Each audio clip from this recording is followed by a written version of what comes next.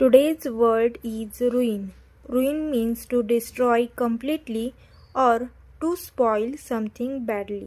मतलब बर्बाद करना या नष्ट कर देना. For example, the storm ruined the crops. मतलब तूफान ने फसलों को बर्बाद कर दिया. Next example, carelessness ruined his career. लापरवाही ने उसके करियर को बर्बाद कर दिया. The fire ruined the house. आग ने घर को नष्ट कर दिया. She ruined the plan. मतलब उसने योजना को खराब कर दिया.